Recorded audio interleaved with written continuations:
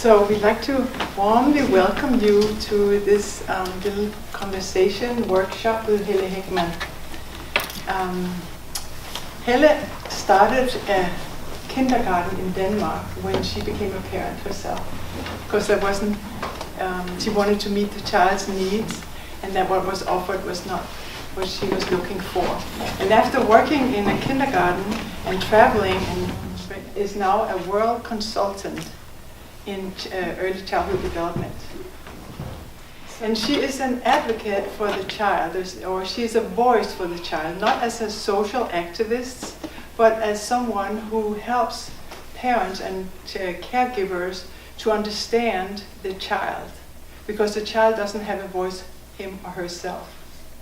Mm-hmm. Yeah. So please warmly welcome Helle Heckman. Thank you very much for coming and listen to what I have to bring. What can I tell you that you don't know? I don't think there's much. I mean, each of us knows so much. But what I have experienced is, from knowing, it can be really difficult to get it into action. And the children, they get us to open our hearts and get us to feel. In many ways, we get a new possibilities by becoming parent. And we're not born as parents. We have to walk the way to become parent. And it's not an easy road, and especially not if we choose to go against the stream, which we do the moment we start to slow down. Having my kindergarten for 30 years with children from 1 to 7 years have made me very modest towards children. Because in a way they come so wise down to the world, saying yes. Whatever we bring, they say yes. They don't judge. They give us a new chance over and over again. And you get so honored when you work with little children, and you understand why nobody hears them. Because they don't make a fuss of themselves. Because they are so much integrated in work, doing their work and growing, that they don't have the capacity and the possibility to wake up the society. But they can wake up their parents to be the voice for them. Children are only small for a very short time. I mean, the first 7 years, if you're going to be 90 or 100, is very short time. But what happens the first 7 years is so unique. And childhood never comes back. There's no return. And that's why it makes it so important what we do with the children. Because it has an effect on the rest of the life. I'm just coming back from Israel, where I were invited to 11, 12th graders in the Waldorf school in Tibon. And I asked them, what do you remember from your childhood in the kindergarten? And they said, not very much. Nearly nothing, no. And then I said, good, done. Your teacher has made a really good work. And they said, how come you are proud of that? The most people want to make a print, and they want you to remember them and honor them. But that's exactly what we don't do in early childhood. We want the children to use their forces to play, not to worry, not to wake them.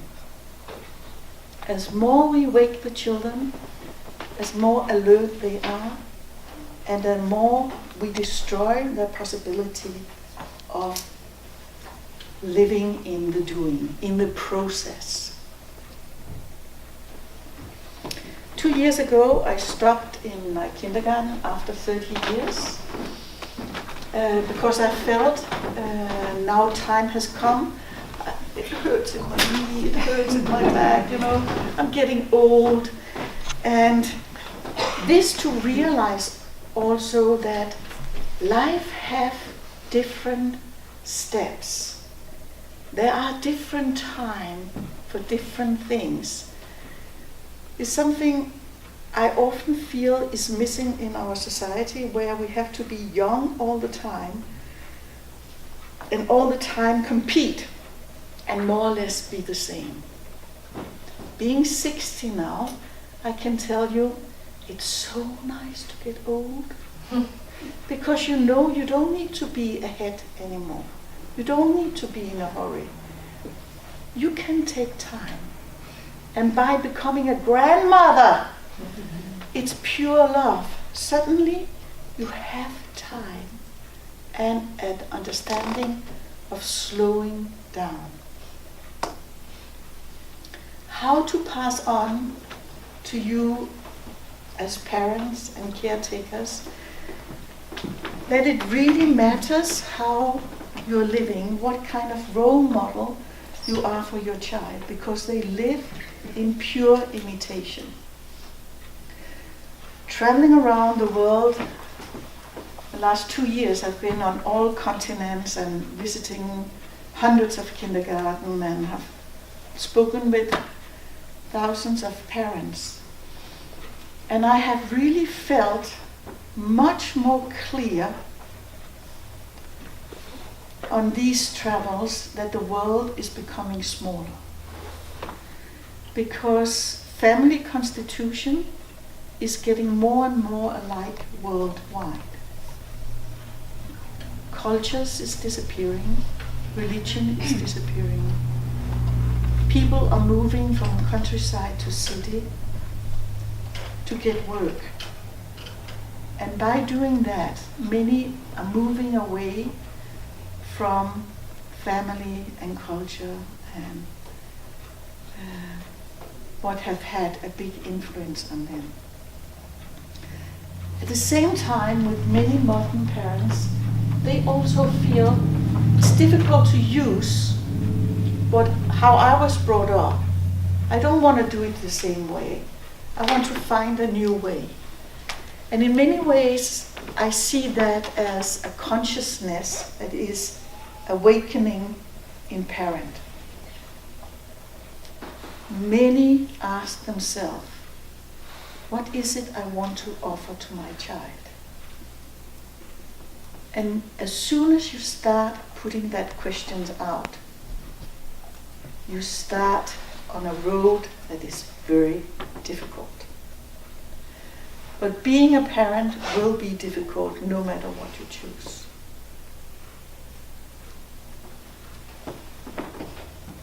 To take time to children is in the modern society very difficult because we are in such a hurry and often we feel time is what we don't have. On the other hand, we have never had so much time now than before. We have weekends off. We maybe don't have so long working hours as a farmer who's working all day and so on. But we are very stressed. And that makes it difficult for childhood, because if there's something childhood need, then it is time.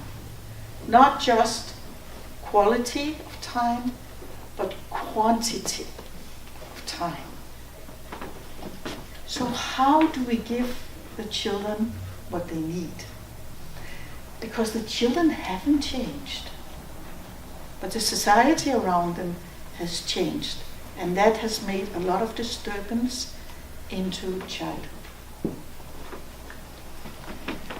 So on my travel around the world, visiting all these initiatives, having workshops, I start thinking, well, what